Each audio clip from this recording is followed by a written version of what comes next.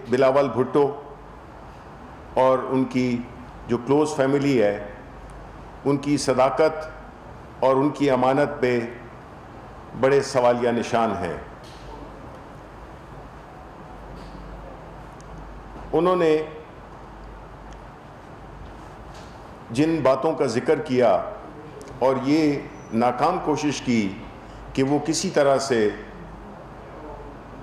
Prime minister صاحب کو discredit کریں، ان کی ایمانداری، ان کا جو ایک اللہ تعالیٰ نے ان کو جو ایک رتبہ دیا ہے جو کہ خالصتاً انسانی خدمت، بہت کم سیاستدان ایسے ہوتے ہیں۔ امریکہ میں ہم نے دیکھا ہے کہ ایسے سیاستدان ہوتے ہیں جو جب کسی عہدے سے پریزیڈنٹس جب ریٹائر ہو جاتے ہیں تو وہ سوشل ورک کرتے ہیں۔ یہ وہ لیڈر ہے جس نے کہ سیاست میں آنے سے پہلے سوشل ورک کیا، کینسر ہاسپٹل بنایا، یونیورسٹی بنائی، اور جو بھی ان سے ہو سکتا تھا انہوں نے وہ کیا، اور اپنی مقبولیت، اپنے انٹرنیشنل اسٹیچر کو استعمال کیا غریب لوگوں کے لیے۔ وہ چاہتے تو اپنی ان کا جو دنیا میں ایک اسٹیچر ہے، پاکستان میں جو ان کا اسٹیچر ہے، جو کہ انہوں نے پوری محنت سے کمایا، اپنی ایمانداری کی وجہ سے کمایا۔ کرکٹ میں بھی بڑے لوگ ہیں جنہوں نے غلط طریقے سے پیسے بنائے، لیکن عمران خان واحد کرکٹر ہے، واحد تو نہیں، مطلب اور بھی ان کی طرح ان کی مثال ان کو مثال بناتے ہوئے اور بھی کئیوں نے اس میں کرکٹ میں وہ کام نہیں کیے جو کہ کرتے ہیں۔ اور عمران خان ظاہر ہے کہ ہماری جنریشنز کا، ہماری نئی جنریشنز کا وہ ایک رول ماڈل بھی ہیں اور ہیرو بھی ہیں سیاست کے علاوہ۔ وہ اس لیے کرتے تھے کہ ان کی جو فیملی تھی انہوں نے ان کو ایک ویلیو سسٹم دیا۔ ویلیو سسٹم کس چیز کا؟ ایمانداری کا، ہارڈ ورک کا، اور غریبوں کے لیے درد رکھنے کا۔ جبکہ میں پوچھنا چاہوں گا بلاول بھٹو صاحب سے کہ ان کو کیا ویلیوز دی گئیں؟ آیا انہوں نے زندگی میں 1 روپیہ بھی کمایا ہے؟ آیا انہوں نے زندگی میں کسی کی مدد بھی کی ہے؟ انہوں نے کوئی ایسا سوشل پروگرام میں کوئی حصہ لیا ہے جس سے کہ عام آدمی کو فرق پڑے؟ ان کو تو چاہیے کہ جو سوالات وہ ہم سے کر رہے ہیں، ہماری لیڈرشپ سے کر رہے ہیں، وہ خود یہ بتائیں کہ انہوں نے جو بھی ان کی اثاثے ہیں، جس گھر میں وہ رہتے ہیں، چاہے وہ یہاں ہو یا باہر ہو، یہ سر محل کیسے خریدا گیا؟ یہ $65 ملین سوئس اکاؤنٹس میں اس کا کیا ہوا؟ اور جو انہوں نے کراچی میں لاتعداد پراپرٹیز خریدی ہیں وہ کیسے آئیں؟ یہ جو اومنی گروپ ہے وہ کیسے بنا؟ اس کی منی لانڈرنگ کس نے کی؟ ان کو زیادہ دور جانا نہیں پڑے گا، ان کو ان کا جواب اپنی فیملی ہی میں مل جائے گا۔ یعنی ان کا کوئی اخلاقی جواز نہیں بنتا ہے کہ وہ کرپشن پہ بات کریں۔ وہ سیاست میں اس لیے لائے گئے کہ وہ اپنی جو بھی غیر قانونی طور پر حاصل کی ہوئی دولت اس کو پروٹیکٹ کر سکیں، اور اگر چانس ملے تو اس میں مزید اضافہ کریں۔ لیکن اس کا نتیجہ کیا ہوا کہ پاکستان پیپلز پارٹی ایک نیشنل پارٹی ہونے کی بجائے وہ ایک علاقائی پارٹی بن گئی۔ وہ آ کے صوبہ سندھ میں بھی محدود ہو کر رہ گئی، لیکن انہوں نے کبھی یہ سوال نہیں پوچھا، نہ خود سے نہ اپنے والد صاحب سے، کہ یہ کیا وجہ ہے کہ یہ پارٹی جو کہ سارے ان کے نانا ذوالفقار علی بھٹو نے بڑی محنت سے پورے ملک میں بنائی تھی، اس کو انہوں نے ریڈیوس کر کے ایک علاقائی پارٹی بنا دی۔ وہ لاکھ کریں، لاہور میں آ کے بیٹھیں، لاہور میں پریس کانفرنس کریں، وہ فضل الرحمان سے ملیں یا گل الرحمان سے ملیں، جس سے بھی ملیں، اس سے ان کی سیاسی ساکھ میں کوئی اضافہ ہوگا نہیں، کیونکہ ان کی جو بنیاد ہے، ان کی جو فاؤنڈیشن ہے وہ بڑی کمزور ہے، کیونکہ وہ ایمانداری پہ نہیں بنی ہوئی۔ اس پہ بڑے سوالات ہیں. اس کے بعد ہم کیسے ان کی باتوں کو سنجیدگی سے لیں کہ جب وہ فیٹف کا قانون آتا ہے تو اس میں وہ اس کو منسلک کر دیتے ہیں نیب ایکٹ کے ساتھ. اور میں آپ کو بتاؤں کہ یہ جو نیب کی جو انہوں نے امینڈمنٹس بھیجی ہیں, کوئی 38 وہ ہیں ان کی, اس میں جو امینڈمنٹس بھیجی ہیں وہ اگر آپ پڑھیں گے تو آپ کو کم از کم ہنسی ضرور آئے گی. اس میں بنیادی جو ان ترامیم کا مقصد ہے کہ ان کو NRO دے دیا جائے, ان کو یہ اجازت دی جائے کہ یہ کرپشن کو بھی اپنی نظر سے, اپنی کنوینئنس کے مطابق وہ قانون بنائیں. یعنی ایک ملزم عدالت میں کھڑا ہو کر اور جج سے یہ کہے کہ آپ کے قانون بدلنے چاہیے, قانون ایسا ہونا چاہیے جو کہ میری مرضی کا ہو. ایسا تو ہوتا نہیں ہے اور نہ ایسا ہونا چاہیے. ان کی جو بھی سیاسی پوسچرنگ ہے جو کہ وہ شو کر رہے ہیں کہ جی APC ہو رہی ہے, یہ ہو رہی ہے, کراچی کو تو ذرا دیکھیں, سارے پاکستان نے دیکھ لیا کہ کراچی کی کیا حالت ہے. بجائے اس کے کہ وہ توجہ دیں اور معذرت کریں قوم کے ساتھ, ایک ینگ لیڈر ہونے کی حیثیت سے کہ اپنے آپ کو ڈس ایسوسیٹ کریں وہ اپنے جتنے بھی ان کے ان کی جو فیملی سے جو بھی چیزیں ہوئی ہیں انہوں نے کی ہیں, اور ایک نیا سٹارٹ کریں, کہیں پہ کوئی ایسا کام شروع کریں جس سے کہ وہ قوم کی خدمت کر سکیں. لیکن ان سب چیزوں کو, یہ ساری دولت جو ان کے پاس ہے, اس سے انہوں نے جان چھڑانی ہوگی. لیکن یہ ہو نہیں سکتا بیکاز یہ جو ساری جنگ ہے جس میں کہ انہوں نے اپنے اور شراکت دار ان کو بھی ملا لیا ہے, اور پاکستان تحریک انصاف پہ کی حکومت پہ یہ پریشر ڈالنے کی کوشش کر رہے ہیں کہ اگر آپ نے ان ترامیم کو نہ مانا تو ہم فیٹف کو نہیں کریں گے. بھائی فیٹف جو ہے تو ملک کے لیے ہے, اور جو یہ ترامیم ہے وہ آپ اپنے لیے کر رہے ہیں.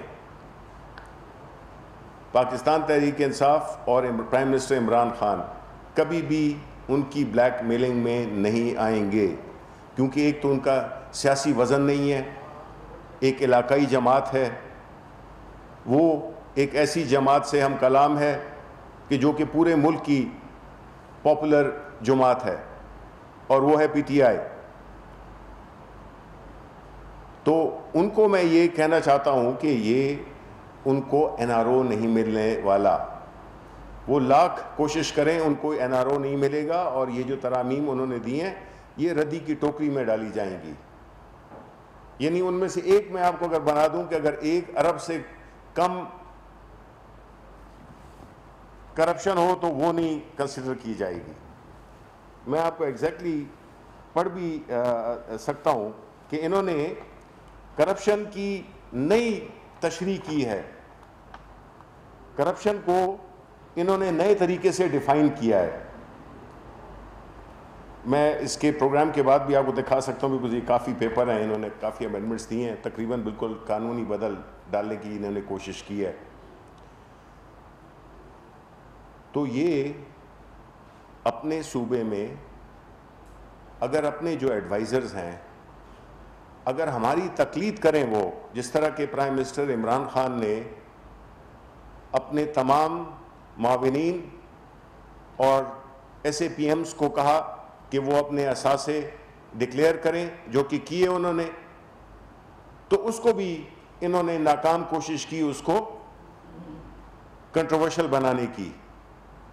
آپ تقلید کریں اچھی چیزوں کی, آپ اپنے جو معاونین ہیں ان سے کہیں کہ اپنے اثاثے ظاہر کریں, بجائے اس سے کہ ہم جو ایک اچھا کام کر رہے ہیں اس کو آپ اس میں اپنا حصہ ڈالیں, جو کہ میرا خیال ہے کہ کبھی ہوگا نہیں. آپ اپنے گھر میں, اپنے صوبے میں کم از کم اپنے ایڈوائزر سے یہ کہیں کہ وہ اپنے اثاثے ڈکلیئر کریں، اور ان کی اس ٹی وی پہ آ جانے پہ پریس کانفرنسز کر کے ان کی پارٹی نہیں اٹھ سکتی ہے، کیونکہ اس کا ایک اتنا بدقسمتی سے اتنا بڑا بیگیج اس کے پاس ہے جس میں کہ وہ عوام کے پاس جا نہیں سکتے. ان کے پاس یہ اخلاقی قوت ہی نہیں ہے کہ وہ آ کے کرپشن پہ پاکستانی قوم کو لیکچر دیں. یہ بڑی بدقسمتی ہے کہ یہ بجائے اس کے کہ اپنے گناہوں کی معافی مانگیں، اور ان کے پاس ایک چانس ہے کہ جو APC ہونے والی ہے اس میں سارے مل کے اور یہ اجتماعی طور پہ قوم سے معافی مانگیں کہ ہم نے اس ملک کو کتنا نقصان پہنچایا ہے، اور یہ ہم اپنے اثاثے واپس لا رہے ہیں.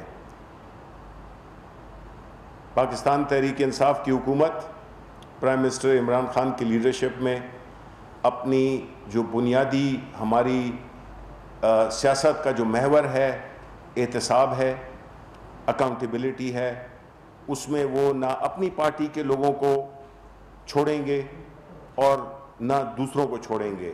یہ ملک آگے بڑھ ہی نہیں سکتا جب تک کہ ہم ایک نیا نظام ایسا لائیں جس میں کہ ہر ایک جواب دہ ہو. جب سوال پوچھے جائیں تو اس کا جواب دے، وہ یہ نہیں کہے کہ جی اس کو آپ نے نہیں پکڑا اور اس کو نہیں پکڑا اس لیے ہم سے بھی آپ جواب نہ پوچھیں. تو ایسا نظام چلنے والا نہیں ہے، اور وقت بدل گیا ہے. بلاول بھٹو صاحب کو چاہیے کہ وہ جو نئے زمانے کے نئے دور کے تقاضے ہیں، نئی پولیٹیکل ریالٹیز ہیں، وہ ان کو سمجھیں اور اس پہ عمل کرنا شروع کر دیں، ورنہ ان کا مستقبل مجھے کافی تاریک نظر آتا ہے. شکریہ.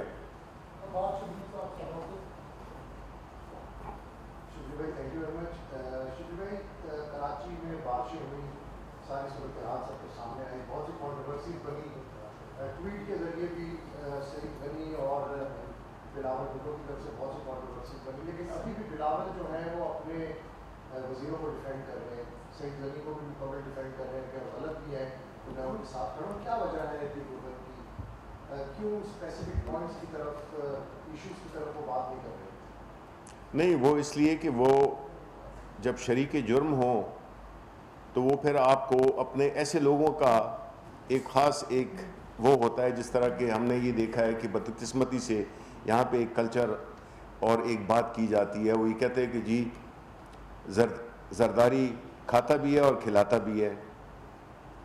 نواز شریف کھاتا بھی ہے اور لگاتا بھی ہے، جبکہ عمران خان کہتا ہے کہ نہ کھاؤں گا اور نہ کھانے دوں گا. تو یہ آپ کے پاس تین نیریٹیوز ہیں، تین وہ ہیں پرنسپلز ہیں. تو ظاہر ہے انہوں نے تو ڈیفینڈ کرنا ہے، بیکاز وہ تو اگر انہوں نے ڈیفینڈ نہیں کیا تو ان کو تو پتہ ہے کہ جو کانچ کے گھر میں رہتا ہے تو وہ پتھر نہیں پھینکتا. وہ اسی لیے ڈیفینسو پہ ہوتے ہیں کہ اگر انہوں نے اپنے کسی اپنے جو وزیر ہیں یا ان کے بارے میں کوئی بات کی تو ظاہر ہے کہ پھر ان کے تو کافی اسکیلیٹنز ہیں ان اس کبرڈ. تو اسی لیے وہ ان کو ڈیفینڈ نہیں، ان کے ساتھ ان کو ڈیفینڈ کرتے ہیں، ان کے ساتھ کھڑے ہوتے ہیں، بیکاز وہ ان کی ٹیم کا حصہ ہے، اور یہ سب کام مل بانٹ کے کیا جاتا ہے اور کھایا جاتا ہے.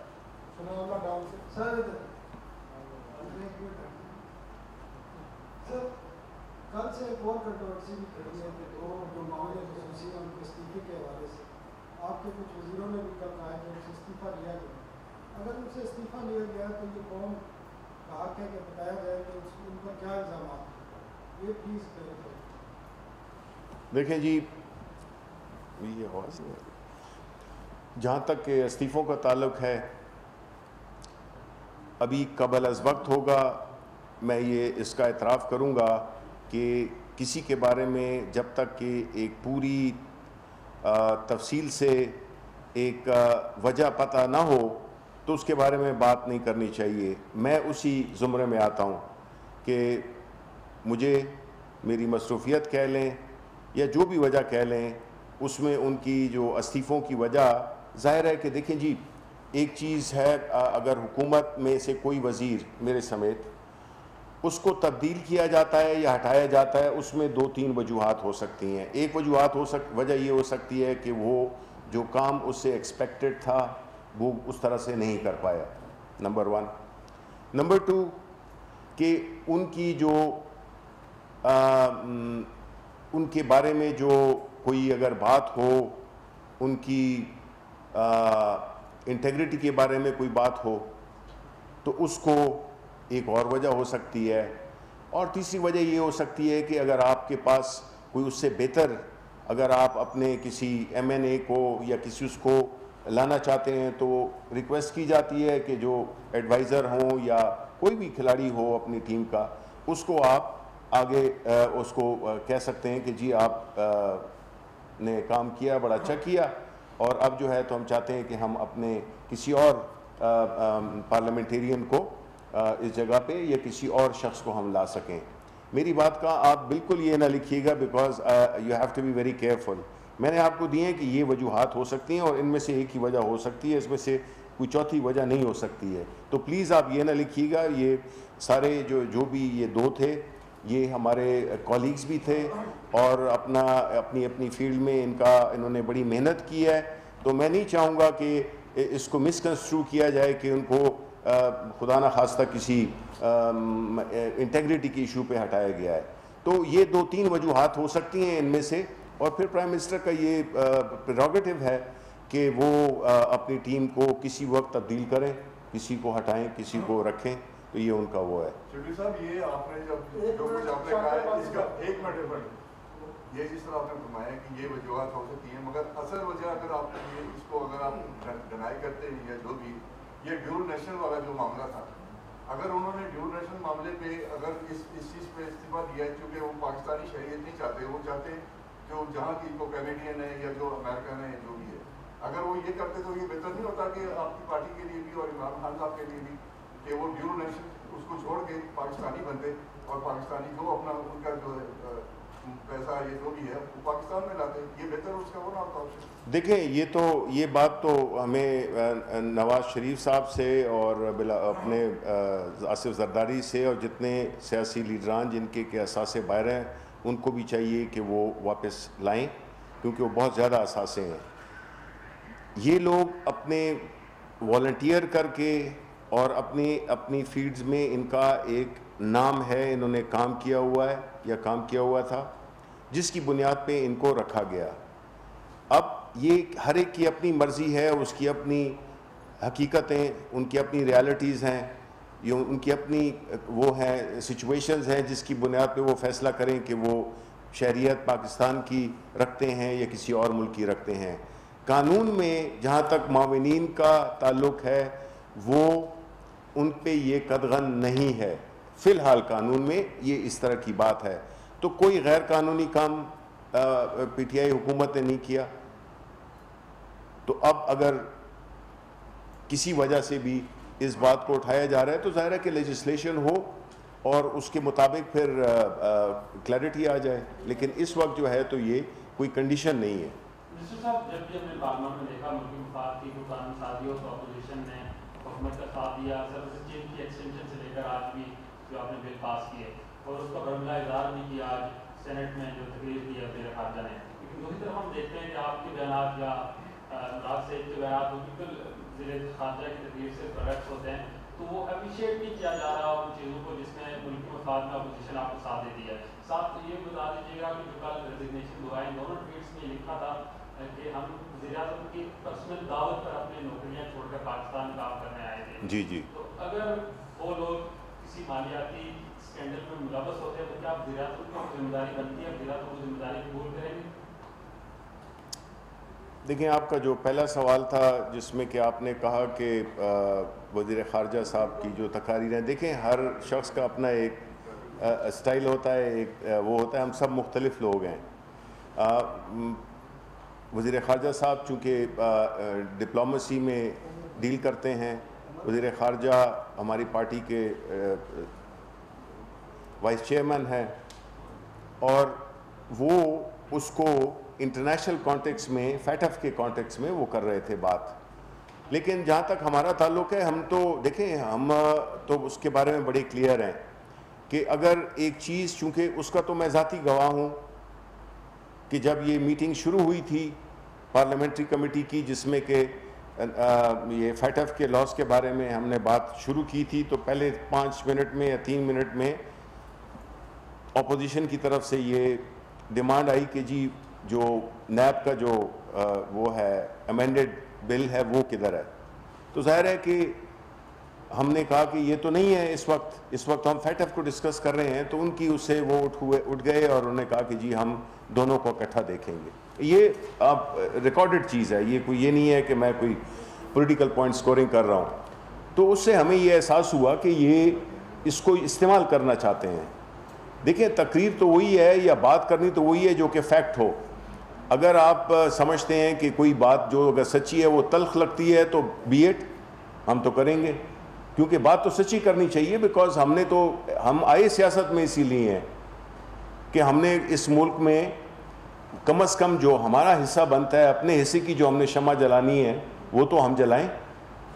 باقی جو ہر ایک کا ایک اپنا آبجیکٹو ہے, ہر ایک اپنا ایک طریقے سے بات کرتا ہے, لیکن ہم نے تو اسی کو یہی ہم نے جانا کہ وہ اس کے ساتھ منسلک کر رہے تھے, اس کو کنڈیشنل بنا رہے تھے.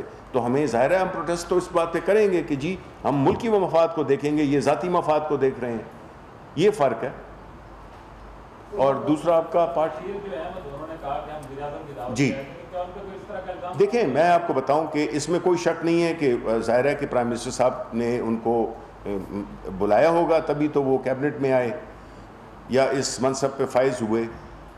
یہ بات بڑی کلیئر ہے کہ دیکھیں جس طرح میں نے آپ کو کہا کہ پرائم منسٹر عمران خان اس کیٹیگری میں آتے ہیں, وہ جو تیسری میں نے بتائی تھی, جس میں نہ وہ کھاتا ہے اور نہ کھانے دیتا ہے. میں ہرگز یہ نہیں کہہ رہا, میں یہ کہہ رہا ہوں کہ آپ کا جو سوال ہے کہ اگر کسی بھی وزیر میں یہ چیز ثابت ہو تو پرائم منسٹر صاحب اس کے خلاف بڑا سخت ایکشن لیں گے. آپ نے کہا کہ جس طرح وزیر اعظم عمران خان اپنی دولت ملک میں لے کر آئے قانونی طریقے سے, اسی طرح اپوزیشن کے جو اراکین ہیں ان کو بھی اپنی باہر جو اثاثے موجود ہیں ان کی دولت ملک میں لانی چاہیے. آپ کی اپنی پارٹی میں ایسے لوگ موجود ہیں جن کے باہر بہت بڑے پیمانے پر اثاثے ہیں, جیسے شہزاد اکبر ہو گئے اور زلفی بخاری ہو گئے, تو کیا ان کو بھی آپ یہی مشورہ دیں گے؟ دیکھیں دو چیزیں بڑی فرق ہیں. میں یہ نہیں کہہ رہا, میں یہ کہہ رہا ہوں کہ جنہوں نے کرپشن کے ذریعے, ٹیٹیوں کے ذریعے پیسے باہر لے گئے, پھر لائے, اس کو چکر دیا, ٹیٹیز کے ذریعے باہر جا کے جائیدادیں خریدیں کرپشن کے پیسے کے تھرو, وہ واپس آنی چاہیے. کوئی بھی لیڈر ہو, کوئی بھی ممبر آف پارلیمنٹ ہو, کوئی بھی پاکستانی ہو. دوسری طرف اگر آپ زلفی بخاری کی بات کرتے ہیں یا شہزاد اکبر کی بات کرتے ہیں تو پہلی بات تو یہ ہے کہ یہ جو اثاثے انہوں نے بنائے اس وقت وہ سیاست میں نہیں تھے, وہ وہاں پہ رہتے تھے, وہاں پہ کاروبار کرتے تھے, اپنے پروفیشنل تھے. شہزاد اکبر بھی پروفیشنل تھے. ان کا حق بنتا ہے. اصولاً تو ہم چاہیں گے کہ ہر پاکستان اپنے ملک میں انویسٹ کرے, لیکن فرق دونوں بالکل ڈیفرنٹ ہیں. ایک وہ ہے جو کہ اس ملک سے لے گئے, ایک وہ ہے جو کہ باہر, جس طرح عمران خان نے, ہم نے بھی جو 2-4 پیسے جب باہر کمائے تھے وہ واپس اس ملک میں لائے تھرو پراپر بینکنگ چینل. تو اس لیے دونوں کو ایک طریقے سے نہیں دیکھنا چاہیے. یہ لوگ تھے جنہوں نے اپنے پیسے بنائے اور حق بنتا ہے, وائی ناٹ. تو انہوں نے حکومت میں رہ کے نہیں بنائے. ہاں اگر ابھی ایسی سچویشن ہو تو ابھی وہ اس میں پبلک لائف میں آ گئے ہیں تو ظاہر ہے کہ ان کو اگر اس میں کوئی ایسی چیز ہوتی ہے تو ظاہر ہے he will also be answerable. All of us are answerable. جی دس لاسٹ کوشچن. سوال یہ ہے کہ کیا ملک کے وسیع تر مفاد کے نام پر ایک بار پھر NRO ہوگا؟ اس ضمن میں آپ کا حتمی جواب چاہیے, کیونکہ متضاد بیان آ رہے ہیں, حکومتی بیانات, اور حالات میں کچھ ابہام پایا جا رہا ہے, تو اس ابہام کو ذرا دور کیجیے. دیکھیں میں تو اتنا جانتا ہوں کہ جو پرائم منسٹر صاحب کی سوچ ہے, جو ان کا ہمیشہ سے ایک سٹینڈ رہا ہے, اور یہی ایک ایسی چیز ہے جس کی بنیاد پہ ہم نے اپنی سیاست کی. اور ہم اس ملک کو دیکھیں, یہ ملک متحمل, ہم اگر کرنا بھی چاہیں یہ ملک متحمل نہیں ہو سکتا NRO کا.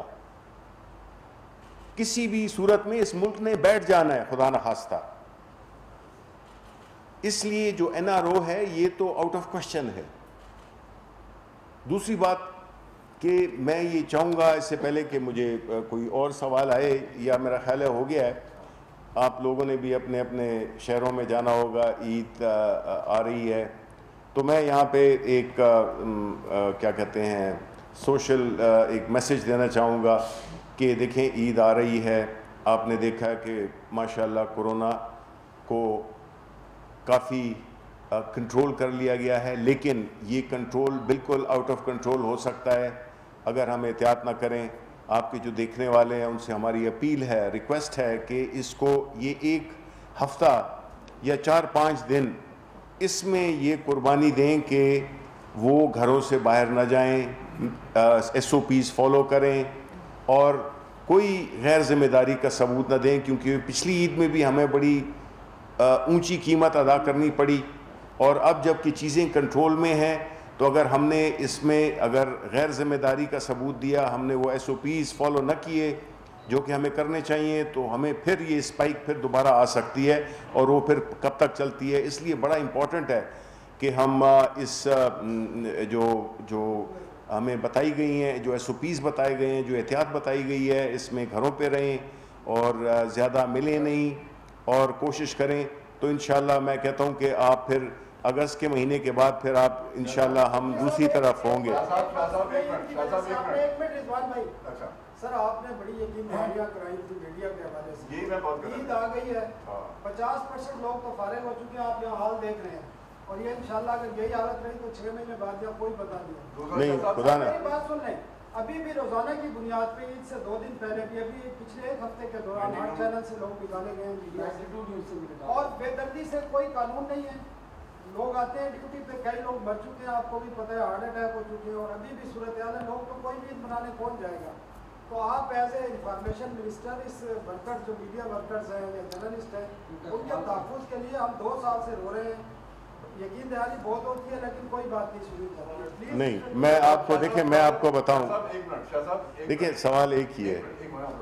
آپ نے ہاؤسنگ فاؤنڈیشن کا بھی اپنا ذکر کیا تھا جی جی جی، کہ عید سے پہلے ہوگا، آپ دیکھ لیں کہ اب کل عید آ رہی ہے اور اس کا ابھی تک کچھ بھی نہیں ہوگا۔ دیکھیں جہاں تک ہاؤسنگ فاؤنڈیشن کا تعلق ہے، میں آپ کے ساتھ وہ ہوں کہ کام ہو گیا ہے، کچھ وجوہات کی وجہ سے وہ عید سے پہلے نہیں ہوا، حالانکہ میں تو یہ چاہتا کہ عید سے پہلے ہو جاتا تو ذرا زیادہ آپ خوش ہوتے، لیکن میں آپ کو یقین یہ میں آن ریکارڈ کہہ رہا ہوں کہ انشاءاللہ اگلے ہفتے میں ہم آپ کو خوشخبری دیں گے۔ اور جو بات انہوں نے کی ہے regarding the out standing bills, میں آپ کو بتاؤں جی، دیکھیں یہ تو یہ بدقسمتی سے، دیکھیں آپ کو پتہ ہے کہ کورونا کی وجہ سے بزنس کم ہوا ہے، اس کی وجہ سے جو ریونیوز ہیں میرے خیال میں جو آپ کی جو میڈیا کے جو ہاؤسز ہیں ان کے ریونیوز کم ہوئے ہیں، لیکن میں یہ بھی کہہ سکتا ہوں، میری ریکویسٹ ہوگی میڈیا مالکان سے، کل بھی میری ملاقات لاہور میں ہوئی تھی، میری ریکویسٹ یہی تھی کہ ایک تو تنخواہیں دیں ٹائم پہ، 6 مہینے 8 مہینے 3 مہینے کی تنخواہیں نہیں دی گئی ہیں، جو کہ کام بھی کر رہے ہیں، آپ تو ان کی بات کر رہے ہیں نا جن کو کہ فارغ کر دیا گیا ہے۔ تو اس میں ہماری ریکویسٹ ان سے ہوگی کہ دیکھیں یہ سخت وقت ہے اور یہ سخت وقت ہمیشہ نہیں رہے گا، وہ لوگ جو آپ کے ساتھ رہے ہیں ان کے ساتھ آپ ذرا تھوڑی سی فراغ دلی سے آپ ان کو کوئی نقصان نہیں ہے، بالکل ٹھیک کہہ رہے ہیں آپ بالکان کی بات کر رہے ہیں، بالکان کو کوئی نقصان نہیں ہے سر، بزنس کوئی کم نہیں ہوا، اور یہ 2 سال سے یہ صورتحال ہے، کورونا سے پہلے سے بھی یہی صورت ہے، آپ ساری چیزیں جانتے ہیں۔ کیا آپ اس کو مشروط کریں گے اشتہارات سے ڈاؤن سائزنگ جو ہو رہی ہے وہ نہ کی جائے، کیا گورنمنٹ کی سطح پہ؟ دیکھیں اشتہارات اس بنیاد پہ، دیکھیں پاکستان میں ایک پہلے ایک طریقہ کار تھا، اب جو ہے تو جس طرح آپ نے دیکھا ہے کہ جس طرح کے آسٹیرٹی میجرز، آپ یہ نہیں کہہ سکتے ہیں کہ جی پرائم منسٹر تو عیاشی سے رہ رہے ہیں، ایک بڑا ان کا ایک شاہانہ ان کا رہنا اور ان کی جو ڈیلی لائف ہے وہ بڑے شاہانہ انداز سے گزر رہی ہے، ایسی بات نہیں، آپ کو پتہ ہے وہ انتہائی سمپل سے اپنے گھر میں رہ رہے ہیں، اور ہر جگہ پہ جو بھی اخراجات کھانے وانے یہ سب کچھ بند کیے ہیں، یہ اس وجہ سے کہ ملک ایک مشکل حالت میں ہے، ملک جب ہمیں ملا تھا اس وقت مشکل حالت میں تھا، تو حالات نارمل اسی وقت ہوں گے. یہی تو ہم کہہ رہے ہیں. اگر ہم یہ بات بار کریں تو آپ کہیں گے جی آپ ریپیٹ کرتے ہیں, لیکن فیکٹ تو یہی ہے نا کہ یہ پورے ملک کو ایک بڑے اس طریقے سے چلایا گیا, ایک ایسا طریقہ اختیار کیا گیا جس میں کہ لوگوں کو کا خون چوسا جاتا تھا. آپ کے جتنے بھی سیاسی لیڈران ہیں جو کہ اس وقت باہر بیٹھے ہوئے ہیں یا یہاں پہ پھر رہے ہیں, انہوں نے ان کے آپ طرز زندگی دیکھیں, ان کے آپ وسائل دیکھیں, ان کی جائیدادیں دیکھیں, تو یہ کس طرح ہوا. اسی وجہ سے تو ہم اس حالت میں آئے ہیں کہ جہاں پہ کہ نہ لوگوں پہ توجہ دی گئی, نہ صحت پہ توجہ دی گئی, نہ تعلیم پہ توجہ دی گئی. تو ظاہر ہے کہ پھر اس کا تو کانسیکوینسز تو ہوتے ہیں, کسی نہ کسی دن تو یہ چیز خراب ہوگی نا. ہم تو یہ کہتے ہیں اداروں کو مفلوج کر دیا, تو ہم یہی کہتے ہیں کہ بھئی یہ کام اس کو رکنا ہے, ادروائز پاکستان نہیں چل سکے گا. تو یہ دیکھیں, میں یہ نہیں کہہ رہا ہوں, ہمیشہ یہی ہوتا ہے کہ جن کے کم وسائل ہوتے ہیں, جو مڈل کلاس کے ہوتے ہیں, جو ہماری طرح کے ہوتے ہیں, ان کو تھوڑی سی سختی کرنی پڑے گی. انفارچونیٹلی امیر لوگوں کے پاس تو ہوتے ہیں, وہ تو کیا ہے, وہ تو کیا قربانی دیں گے.